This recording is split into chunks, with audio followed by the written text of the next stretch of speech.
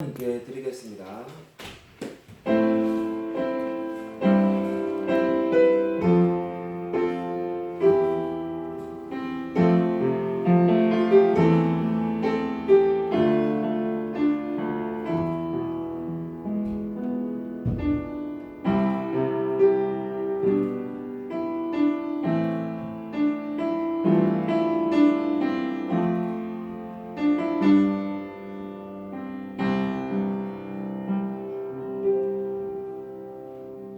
하나님 아버지 감사를 드립니다. 주께서 우리의 모든 환난 가운데서 위로하시는 하나님인 줄로 믿습니다. 주님께서 지난 일주일간의 삶도 하나님께서 함께하여 주시고 오늘 거룩한 주일을 맞이하여 주님 앞에서 예배드릴 수 있게 해주심을 감사를 드립니다.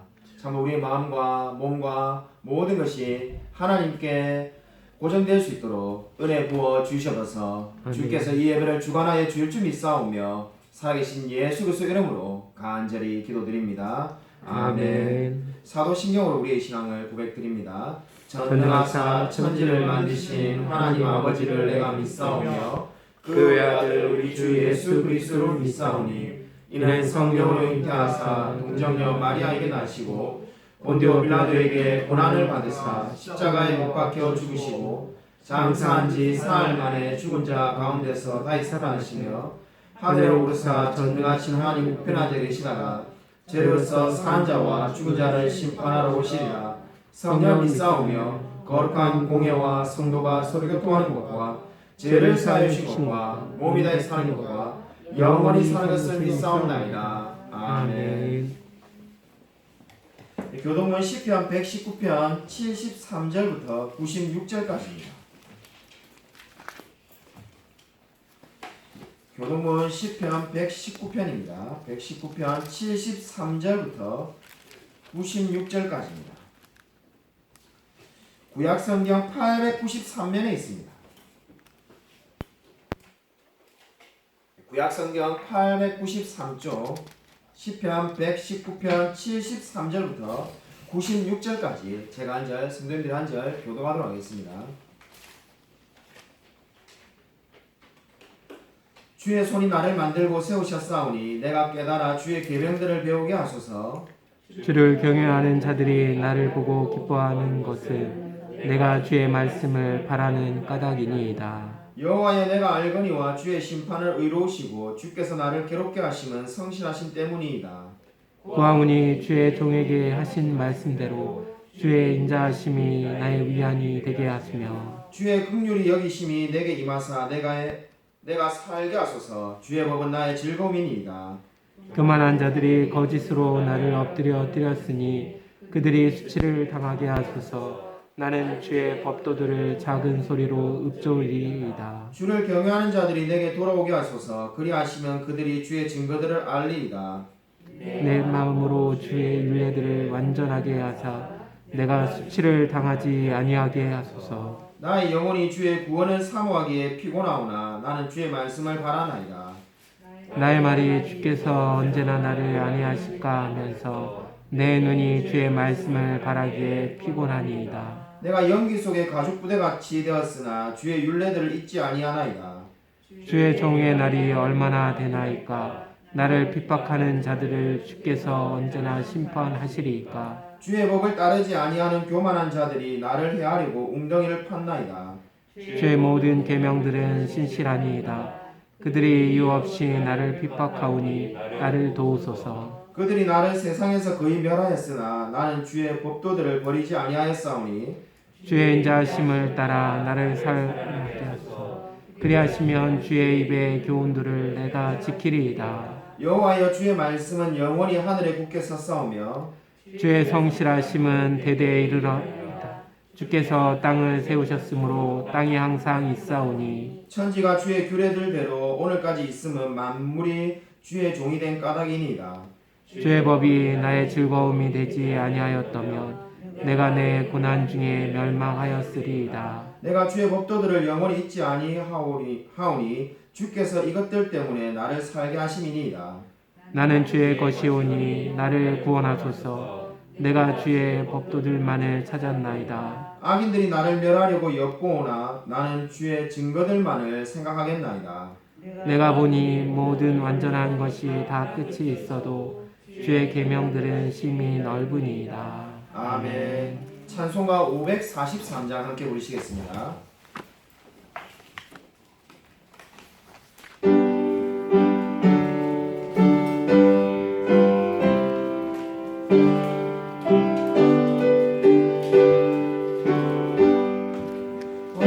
어려운 일 당할 때 나의 믿음 적으나 의지하는 내 주를 더욱 의지합니다. 세월 지나갈수록 의지할 것뿐일세. 무슨 일을 당해도 예수 의지합니다. 성령께서 내 마음 밝히 비춰주시니 인도하심 따라서 주만 의지합니다. 세월 지나갈수록 의지할 것뿐일세. 무슨 일을 당해도 예수 의지합니다.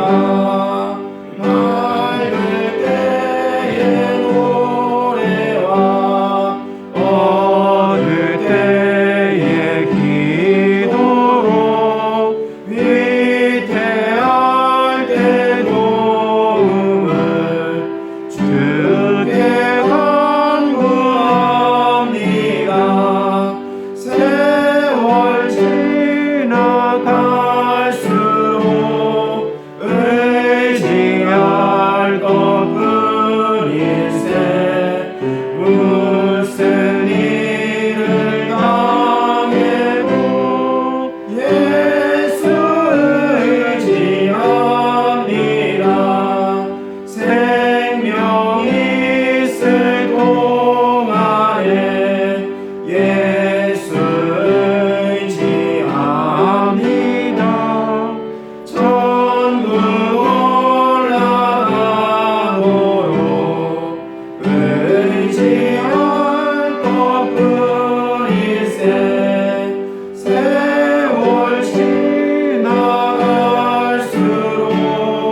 의지할 것뿐일세. 무슨 일을 당해도 예수 의지합니다. 아멘. 제가 문기도 드리겠습니다. 그렇습니다. 주님, 참으로 우리가 세월이 지나갈수록 의지할 것은 주밖에 없음을 고백드립니다. 참으로 아멘. 우리가 어떠한 일을 당하든지 간에 날마다 주님께 기도하고 간구함으로써 응답받으며 살아갈 수 있도록 역사하여 주시옵소서. 아멘. 당연한 신앙의 고백을 담아 하나님께 헌금을 드립니다. 주님께서 받으시고 우리의 삶 가운데 함께 동행하여 주시옵소서. 아멘. 참으로 우리의 모든 것을 정말 주께서 채워주시는 줄로 믿습니다. 참 우리 성도님들 가운데 필요한 모든 것들을 주님께서 채워주시고 우리가 날마다 기뻐하며 감사하며 살아갈 수 있도록 은혜 부어 주시옵소서. 주께서 늘 함께 우리와 동행하여 주실 줄 믿사오며 살아계신 예수 그리스도 이름으로 간절히 기도드립니다. 아멘. 네, 교회 소식 전하도록 하겠습니다. 우리 옆에 있는 분들과 인사하도록 하겠습니다. 한 주간 평안하셨습니까? 인사하겠습니다.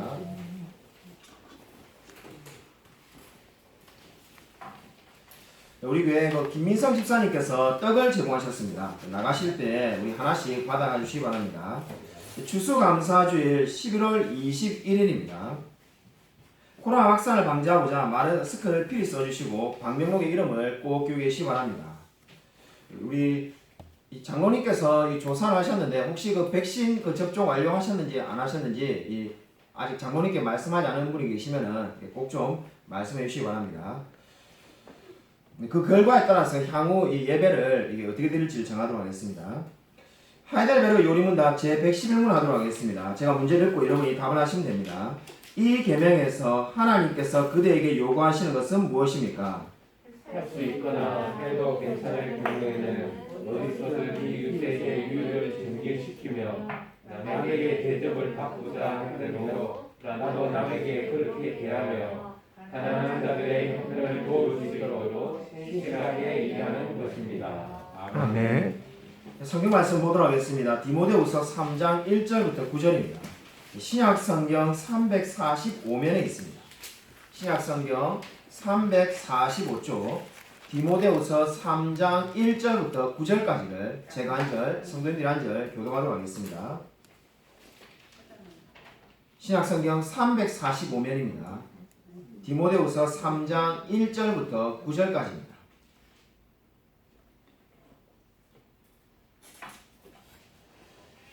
너는 이것을 알라. 말세에 고통하는 때가 이르러 사람들이 자기를 사랑하며 돈을 사랑하며 교만하며 비방하며 부모를 거역하며 감사하지 아니하며 거룩하지 아니하며 무정하며 원통함을 풀지 아니하며 모함하며 절제하지 못하며 사나우며 선한 것을 좋아하지 아니하며 배신하며 조급하며 자만하며 쾌락을 사랑하기를 하나님 사랑하는 것보다 더하며 경건의 모양은 있으나 경건의 능력은 부인하니 이 같은 자들에게서 내가 돌아서라. 그들 중에 남의 집에 가만히 들어가 어리석은 자를 이기는 자들이 있으니 그 여자는 죄를 중히 지고 여러 가지 욕심을 끌린 바 되어 항상 배우나 끝내 진리의 지식에 이를 수 없느니라.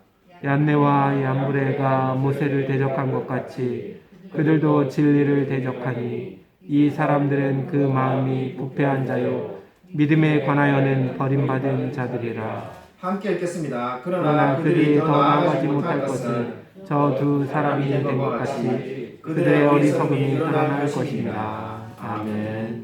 오늘 설교 제목은 능력 없는 경건의 모양입니다. 예전에 독일의 함부르크 대학 총장님께서 쓰신 글을 읽은 적이 있습니다. 그분이 대학생들에게 이런 질문을 해보았다고 합니다. 당신은 인생을 산다는 데 있어서 어떠한 느낌을 갖습니까? 젊은 대학생들에게 인생을 살아간다는 것이 어떤 느낌을 갖느냐고 물어보았다고 합니다. 놀라운 것은 그 대학생 중에 60%가 삶에 대해서 공포감을 느낀다고 대답을 했다고 합니다. 아직 한창 젊은 나이인데 60%나 되는 학생들이 삶의 공포감을 느낀다고 말을 했다고 합니다. 비단 독일뿐만이 아닌 것 같습니다.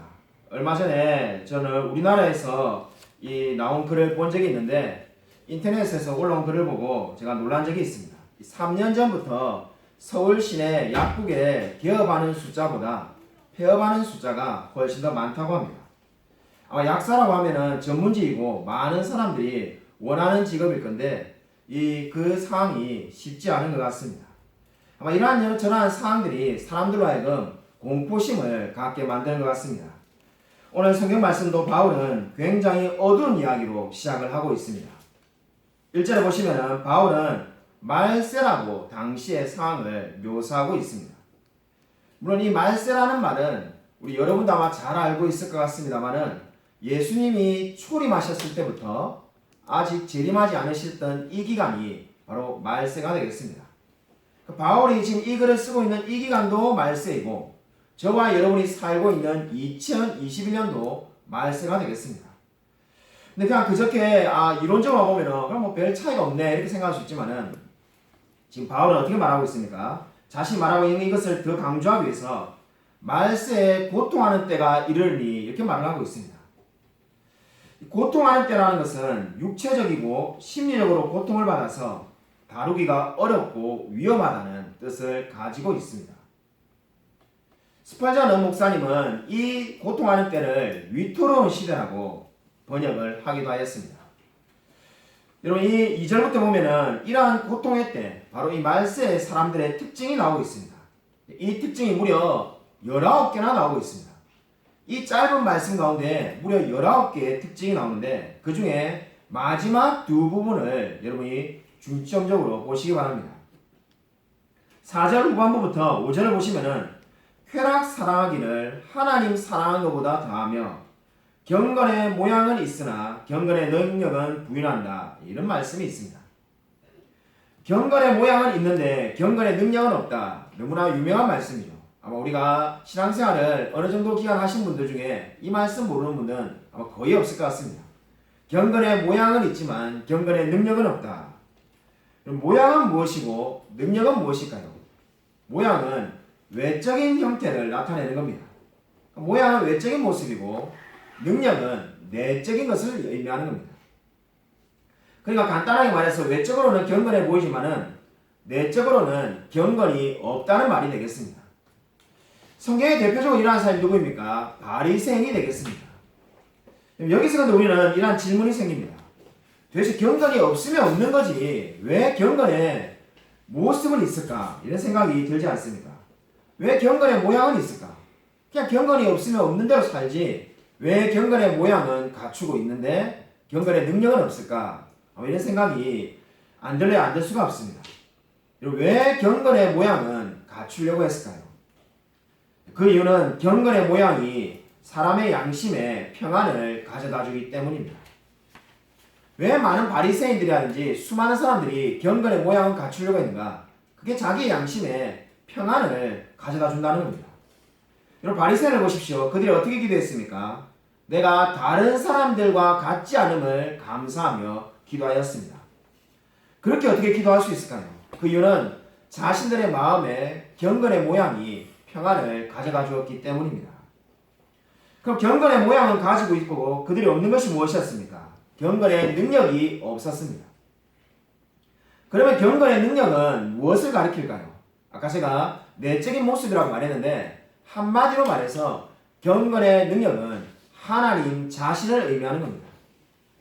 하나님 자신이 바로 경건의 능력입니다. 그리고 예수 그리스도가 경건의 힘이라고 말할 수가 있겠습니다. 성령 하나님께서 경건의 생명이 되십니다.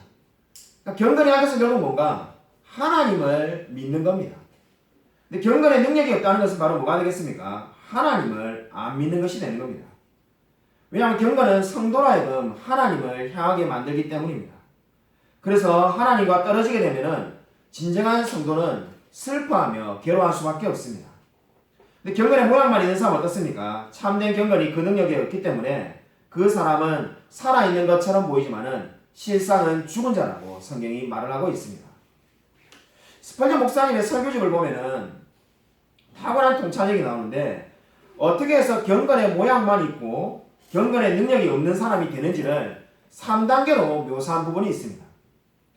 그 중에 첫 번째 단계는 바로 처음에는 경건의 능력이 없이 살아보고자 애를 쓰는 단계입니다. 그러니까 경건의 모양만 있고 능력이 없는 사람이 처음에는 경건의 능력 없이 한번 잘 살아보려고 애를 쓴다는 겁니다. 그래서 교회에 등록을 하기도 하고 또 열심히 자신이 변화되었다는 것을 나타내려고 노력을 하기도 한다는 겁니다. 그리고 두 번째 단계는 경건의 모양만 있는 사람은 스스로를 속입니다. 경건의 모양만 있는 사람은 스스로를 속이는데 자신들이 구원을 받았다고 확신하기에 이르는다고 합니다. 그래서 천국은 자신들이 분명히 갈 거라고 확신하면서 생활을 한다고 합니다. 바로 어떤 사람이 이렇게 했습니까? 바리새인들이 바로 그와 같았습니다. 바리새인들에게 당시에 물어본다면은 자신들이 분명히 천국에 갈 거라고 확신하며 대답했을 겁니다. 세 번째 단계는 경건의 능력을 부인하는 단계에 이르게 되는데 경건의 모양만 있고 능력이 없는 사람이 이 경건의 능력이 있는 사람처럼 살아보려고 하고 확신을 가져보려고 했지만은 결과는 어떻습니까? 아무런 변하는 게 없습니다. 그러다 보니까 이제 어떻게 됩니까? 당연히 다른 사람들도 자기들과 똑같다라고 단정을 하는 겁니다. 그러니까 자신이 정말로 경건의 능력이 없다 보니까는 정말로 신실한 그리스도인들을 만나도 저 사람도 다 경건의 능력이 없을 거라고 판단하는 거죠.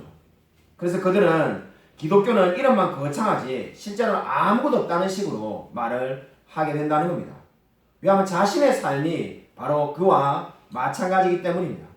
자신들은 그냥 껍데기만 있지 아무것도 없으니까는 사람들을 보고도 나와 똑같을 거라고 단정을 짓는다라고 말하였습니다. 여러분 탁월한 통찰력이지 않습니까? 정말 스펄전 목사님이 말한 이 세 단계가 정말로 탁월하다는 생각이 듭니다. 노벨 문학상을 받았던 해밍웨이라는 문학가가 있습니다. 원래 해밍웨이는 신실한 그리스도인 가정에서 태어났다고 합니다. 해밍웨이의 할아버지는 그 유명한 부흥사 무디 목사님의 절친한 친구였다고 합니다. 그리고 해밍웨이의 아버지는 어릴 때부터 의사 선교사가 되겠다는 꿈을 가지고 살았는데 평생 그 꿈을 간직하며 그렇게 살기 위해서 노력한 사람이었다고 합니다. 그리고 해밍웨이의 어머니는 어릴 때부터 해밍웨이를 철저하게 신앙으로 교육시켜서 주일학교에서 교육받게 하고 성가대에 서게 하고 그렇게 많이 교육을 했다고 합니다. 근데 문제는 이 해밍웨이는 세상에는 뛰어난 저와 여러분이 다 알고 있는 문학가로 이름을 날렸을지 몰라도 신앙이 전혀 없었다고 합니다. 이 신앙이 없는 모습에 그 너무나 고민하던 어머니가 하루는 이렇게 했다고 합니다. 해밍웨이 생일날 케이크를 선물로 보내면서 그 해밍웨이 아버지가 쓰고 있는 권총을 거기에 같이 넣었다고 합니다. 그 이유는 그렇게 신앙생활 하지 않고 사느니 죽느니만 못하다라는 강력한 암시를 주기 위해서였습니다. 그러다 보니까 해밍웨이가 어머니에게 자기도 하나님을 믿는다라고 편지를 써보내기도 했다고 합니다. 근데 그 편지 말미에 이렇게 적었다고 하는데 절대로 근데 이 사실을 다른 사람에게는 알리지 말라는 겁니다. 그러니까 어머니를 위로하기 위해서 거짓말로 자기가 하나님을 믿는다고 말하는 거지 사람들이 해밍웨이가 예수님을 믿는다 이렇게 알아서는 안 된다는 겁니다. 한마디로 해밍웨이는 자기가 원하는 대로 그냥 살았는데 그가 쓴 글 가운데 이런 글이 있습니다. 나는 건전지가 다 소모되고 코드를 꽂으려고 하지만은 전원이 들어오지 않는 라디오처럼 외로운 공허 가운데 살고 있다. 나는 건전지가 다 소모되고 코드를 꽂으려고 하지만은 전원이 들어오지 않는 라디오처럼 외롭고 공허하게 살고 있다는 겁니다. 우리가 가전제품을 써보면은 이 전원이 들어오지 않는 가전제품, 라디오든 헤어드라이기든 그게 무슨 소용이 있겠습니까? 아무 쓸모가 없죠. 근데 해밍웨이가 자신의 인생이 바로 그와 같다라고 한탄하였습니다. 그리고 결국은 어떻게 되었습니까? 여러분도 잘 알고 있다시피 결국 권총으로 자기의 머리를 쏘아서 자살을 하고 말았습니다. 이 아이가 무엇을 보여줍니까? 바로 경건의 모양만 있고 경건의 능력이 없는 사람이 어떠한지를 단적으로 보여주고 있습니다. 해밍웨이는 어릴 때부터 교회를 다녔고 정말로 많은 시간을 교회에서 보내었습니다. 얼마나 성경을 잘 알았겠습니까? 교회 문화를 너무나 잘 알고 있었을 겁니다. 그러나 그는 경건의 능력이 없었습니다. 한마디로 하나님을 만나지 못하였습니다. 진정으로 제일 중요한 것이 무엇이겠습니까? 하나님을 인생에서 만나는 것인 줄로 믿으시기 바랍니다. 오늘 두 번째로 돌아서라입니다. 여러분 5절 후반부부터 7절에 보시면 바울은 이러한 말세의 현상을 따르는 사람들에게 대하여 어떠한 태도를 취할 것인지를 명령하고 있습니다. 여러분 우리 5절 말씀을 다시 한번 읽겠습니다. 우리 5절 말씀 같이 한번 읽겠습니다. 시작. 경건의 모양은 있으나 경건의 능력은 부인하니 이 같은 자들에게서 내게 돌아서라. 조금 전에 경건의 모양은 있으나 경건의 능력이 없다는 것이 어떠한 의미인지를 살펴보았습니다. 그러한 사람들에 대해서 지금 바울은 어떻게 말합니까? 이 같은 자들에게서 너가 돌아서라는 겁니다. 주위에 이러한 사람도 있다면 거기서 돌아서라라고 말을 하고 있습니다. 돌아선다는 것이 뭘까요? 이 돌아서라는 단어에 주목해 보시기 바랍니다. 돌아선다는 단어는 중간태입니다. 중간태가 뭔가 여러분이 들었던 기억이 나는 분들은 설교를 열심히 듣는 분입니다. 자, 몇 주 전에 설교를 했었는데 이 헬라에는 수동태도 아니고 능동태도 아닌 중간태라는 문법이 있다고 했습니다. 이 중간태는 반복을 나타내는 겁니다. 지금 돌아선다는 것을 지금 중간태로 쓴 것은 어떤 의미입니까? 반복을 해서 돌아서라는 겁니다. 내가 옛날에 한번 이렇게 경건의 모양만 있는 사람들하고 어울리다가 돌아섰습니다. 이렇게 해서 끝날 것이 아니라 계속 지속적으로 그러한 사람들로부터 돌아서라는 의미가 되겠습니다. 이 돌아서라는 말은 원문을 보면은 피하다, 아무 관계가 없다는 의미를 가지고 있습니다. 한마디로 말세에 경건의 모양이 없는 사람들이 너무나 많을 건데 그러한 사람들로부터 피하고 또 피하고 계속해서 피하라는 것이 바울이 지금 권면하는 말씀이 되겠습니다. 왜 이러한 사람들로부터 돌아서야 될까요? 그 이유가 바로 6절과 7절에 나오는데 그들 중에 남의 집에 가만히 들어가 어리석은 여자를 유인하는 자들이 있으니 그 여자는 죄를 중히 지고 여러 가지 욕심에 끌림 받아 항상 배우나 끝내 진리의 지식에 이를 수 없느니라. 6절에 보면 어리석은 여자들이 나옵니다. 이 말은 게으르고 허약한 여자들을 경멸하기 위해서 사용된 용어입니다. 유인한다는 말은 전쟁에서 포로를 사로잡아가는 의미가 되겠습니다. 아마 이 용어를 사용하는 것은 뭡니까? 말세에 이렇게 어떤 사람들이 어리석은 사람들을 속여가지고 포로로 삼고 있다는 것을 지금 말하고 있기 때문입니다. 아마 이 말을 듣는 분들 가운데 어떤 분들은 왜 기분 나쁘게 어리석은 여자들이라고 꼭 집어서 말했을까? 아마 이렇게 생각하는 분도 있을런지 모르겠습니다. 남자도 어리석은 사람 더 많은데, 아니 남자가 더 많은 것 같은데 왜 그냥 어리석은 사람들이라고 안 하고 어리석은 여자들이라고 딱 꼬집어서 기분 나쁘게 이렇게 말했을까? 아마 이런 생각이 드는 분들은 당시의 상황을 이해하면 쉽게 납득이 됩니다. 지금의 우리 2021년으로 보면은 이 말씀은 도무지 받아들이기 어렵지만은 2000년 전의 상황을 보면은 이 말씀이 너무나 쉽게 와닿습니다. 왜냐하면은 당시의 여자들은 사물을 보고 듣고 질문하는 것이 허락되지 않았습니다. 당시 여자들은 혼자 거리에 나갈 수도 없었고 공공장소에 나갈 수가 없었습니다. 그러니까 아는 지식이 제한될 수밖에 없습니다. 그렇게 제한되어 있는 사람들에게 어떤 사람이 찾아와서 어떻게 한다는 겁니까? 유인을 한다는 거죠. 그냥 사물을 정확하게 지금 가치 판단이 안 되기 때문에 거짓 정보를 가지고 유인할 수밖에 없습니다. 그래서 어리석은 여자들이라고 표현을 하고 있는 겁니다. 왜 굳이 남자는 표현하지 않았는가? 당시의 상황을 보면 너무나 이해가 되는 겁니다. 우리 시대도 마찬가지입니다. 수많은 여호와의 증인이나 신천지가 어떻게 합니까? 그런 이단들이 아직까지 신앙이 잘 다듬어지지 않은 미숙한 사람들에게 다가와서는 많은 유혹을 하고 있습니다. 여러분, 그런데 바울은 어떻게 말하고 있습니까? 이러한 사람들로부터 계속 피해야 된다고, 돌아서야 한다고 성경은 강조하고 있습니다. 베트남 전쟁 당시의 일이라고 합니다. 미국 병사 4명이 지프차를 타고 정글로 들어가는데 길이 너무 좁아가지고 이 지프차가 이제 상당히 힘들게 길을 앞으로 나아가고 있었다고 합니다. 근데 갑자기 어디선지 베트콩이 나타나서 이 총을 가격하길래 이 4명의 미군 병사들이 놀래가지고 정글 속에 숨었다고 합니다. 한참 시간이 지나서 이제 다시 이동을 하려면은 그 지프차 있는 데로 갈 수밖에 없으니까 와서 보니까는 베트콩은 없는데 문제가 이 길이 너무 좁아가지고 앞으로 나아갈 수 있지만은 이 뒤로 이렇게 돌 수가 없는 거죠, 차가. 그래서 근데 가만히 생각해보니까 앞으로 가면은 지금 이 베트콩이 앞에 있는 것 같고 다가왔으니까 가면 죽을 것 같은데 분명히 뒤로 돌아가야 살 것 같은데 뒤로 이 차가 돌 수가 없는 겁니다. 그 4명이서 어떻게 했을까요? 각각 한 사람이 바퀴를 들어가지고 차를 그대로 뒤집어서 부대로 돌아갔다고 합니다. 부대에 돌아와서 이제 이 사람들이 이 이야기를 하니까는 부대원들이 아무도 안 믿는 겁니다. 이 남자 4명이서 이 지프차를 드는 거는 말도 안 된다면서 그럼 한번 너희가 해보라고 하니까는 아무리 들어도 지프차가 들리지 않는다는 겁니다. 그러니까 이 위급상에서 자기도 모르게 힘을 써가지고 차를 뒤집어서 이 반대 방향으로 돌아온 거죠.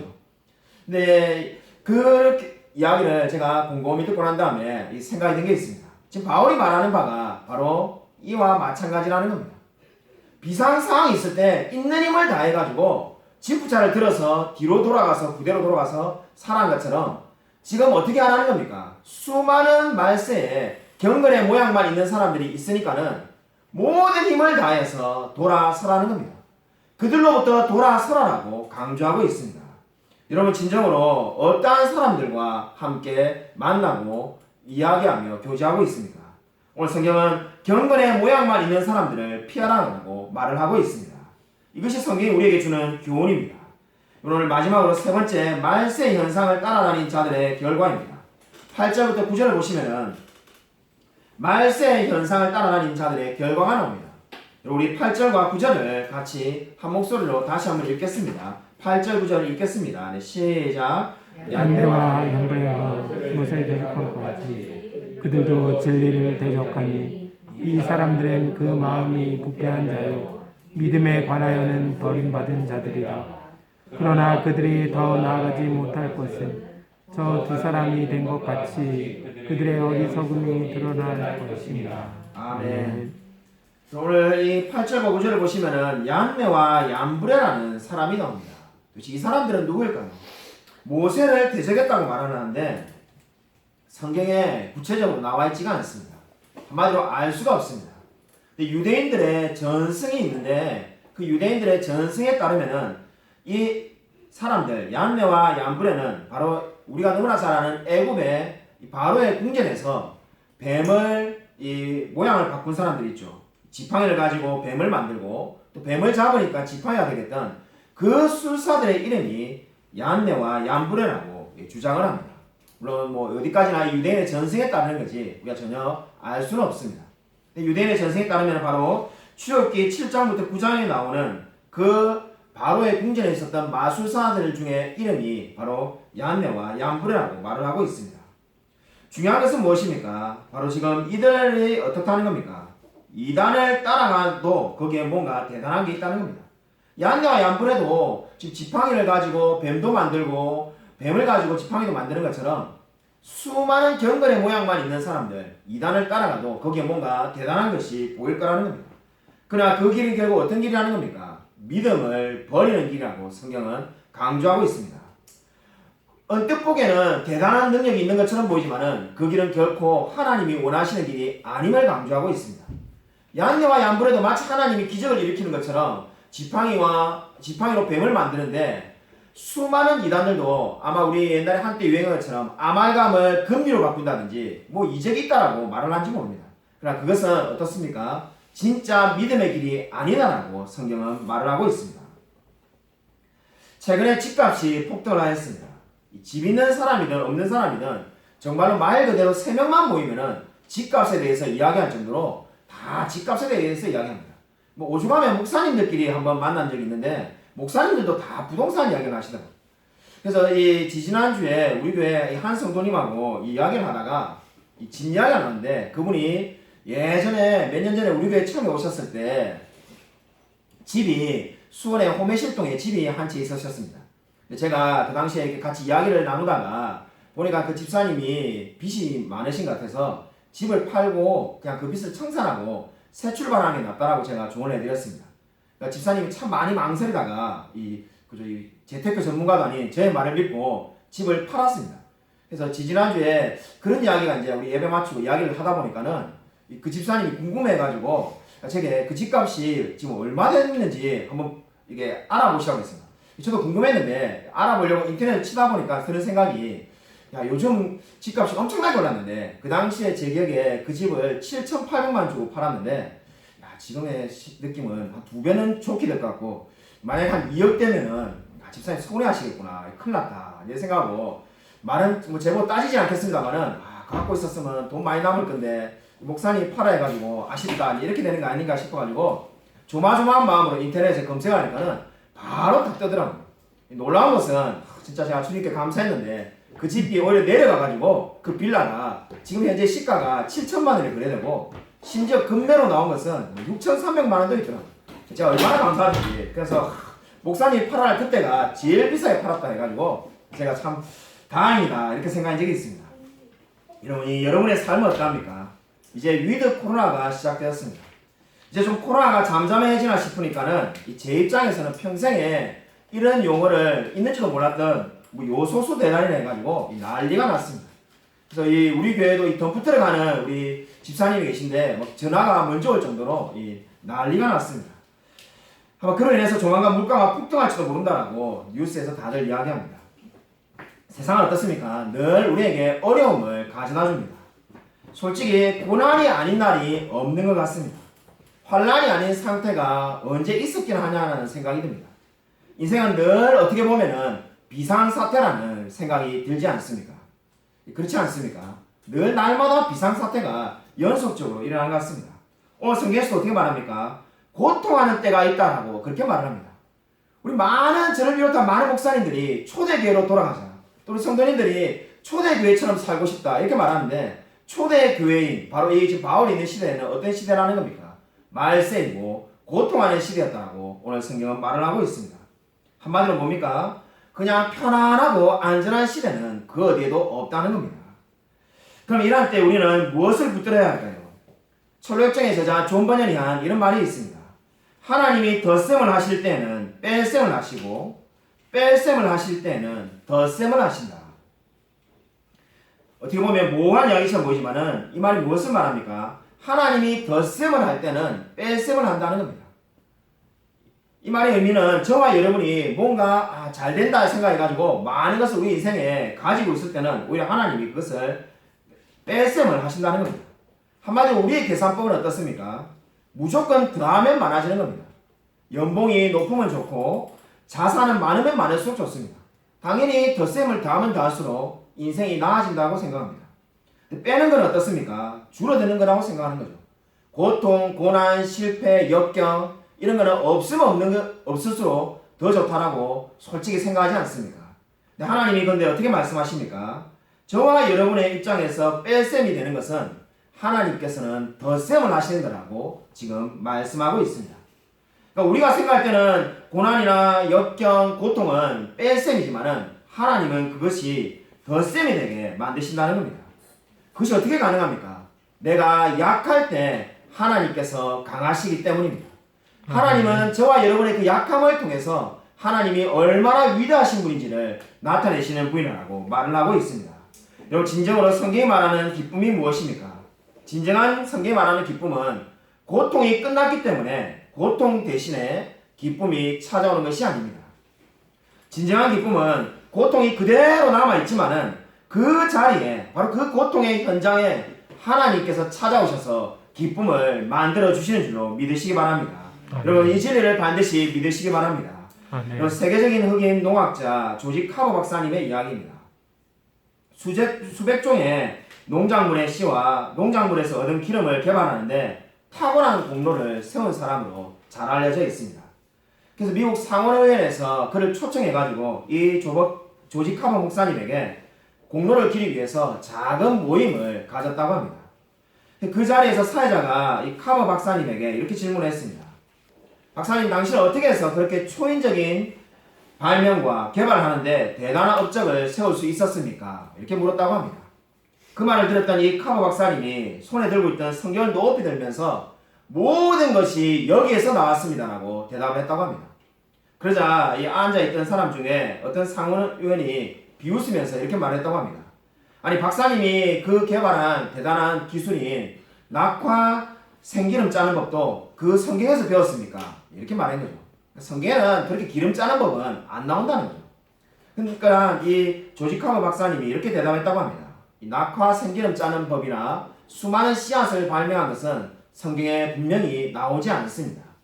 근데 성경에 나오는 것은 하나님께서 이 성경을 통해서 나에게 함께 일하자라고 말씀을 하셨습니다. 이 이야기가 무엇을 의미합니까? 정말 이 조지 카버 박사님은 왜 내가 지금 이 일을 하게 되는가? 그 일은 바로 하나님께서 함께 하자고 말씀하셨기 때문에 이 일을 하기 시작했다는 겁니다. 그리고 그 음성을 어디에서 들었다는 겁니까? 바로 성경 말씀을 통해서 그 음성을 들었다고 말씀하고 있습니다. 그렇기 때문에 그가 수백 종의 씨앗과 수백 종의 기름 짜는 법을 발명하게 되었습니다. 여러분 그렇습니다. 고통하는 때 우리는 살고 있습니다. 참으로 정말 말세라고 말할 수밖에 없습니다. 근데 이러한 고통의 때를 살더라도 주님의 음성을 들으시길 바랍니다. 거기에 소망이 있고 하나님께서 주시는 경건의 능력이 있는 줄로 믿으시기 바랍니다. 아무쪼록 오늘 성경이 말씀하신 것처럼 경건의 모양만 있는 자들로부터 돌아서고 늘 경건의 능력을 가지고 살아가는 저와 우리 모든 성도님이 되시기를 주님의 이름으로 간절히 축원드립니다. 하나님 아버지 감사를 드립니다. 오늘 정말 성경이 말씀하신 것처럼 늘 우리가 정말 경건의 모양만 있는 자들을 멀리하며 그들로부터 돌아서며 경건의 능력을 가지고 담대히 살아갈 수 있도록 은혜 부어 주시옵소서. 정말 주님께서 우리에게 늘 함께 동행하여 주실 줄로 믿습니다. 진정으로 우리의 모든 것이 하나님께로부터 났으며 정말 우리가 생각할 때 고통과 역경과 인생의 모든 힘든 때 순간에서조차도 하나님께서 반드시 우리를 찾아와서 우리를 위로하여 주실 줄로 믿습니다. 주께서 우리의 삶 가운데 늘 동행하여 주실 줄 믿사오며 살아계신 예수 그리스도 이름으로 간절히 기도드립니다. 아멘. 이제는 주 예수 그리스도의 은혜와 하나님의 사랑과 성령의 교통하심이 경건의 모양만 있는 자들을 멀리하며 경건의 능력을 가지고 이 고통하는 때에 하나님만을 바라보며 담대히 승리하며 살아가기로 다짐하는 이 자리에 있는 성도들과 동영상으로 예배드리는 모든 성도들 머리 위에 지금부터 영원 동안 함께 있을지어다. 아멘.